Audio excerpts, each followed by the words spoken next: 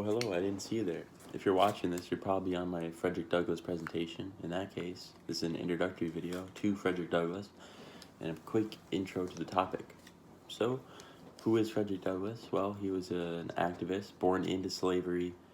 He was freed of slavery. He freed himself at the age of 21. He fled to the North, became a statesman, and he became an activist to end slavery. They called him abolitionist. He was one of the first activists to really preach peaceful protesting. Of course, the Civil War was going on during this time, which is not peaceful at all, and that's the reason he wanted to do peaceful protests, because he saw the damage that was going on. And that's just a brief history of him. A lot of his work for activism was through speeches, working with Abraham Lincoln to free the slaves, and after that, he did a lot of work with continually trying to get rid of these stigmatisms and different hatreds against the slaves, because a lot of people still hated them, even in the North.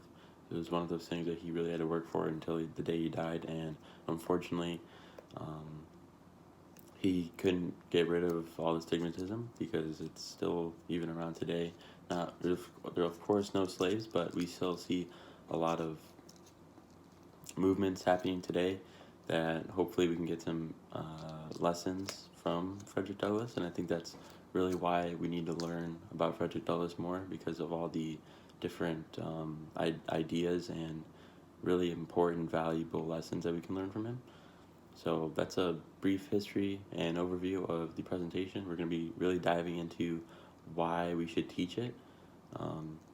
And just a quick thing, I think the most important is the relevance to today with the Black Lives Matter protests and everything. We can learn a lot from how to be better activists and not resort to violence, even though that's still a problem.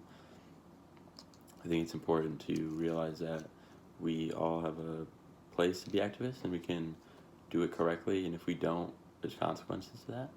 So I think Frederick Douglass really covers a lot of that, and it's a good starting point to being better.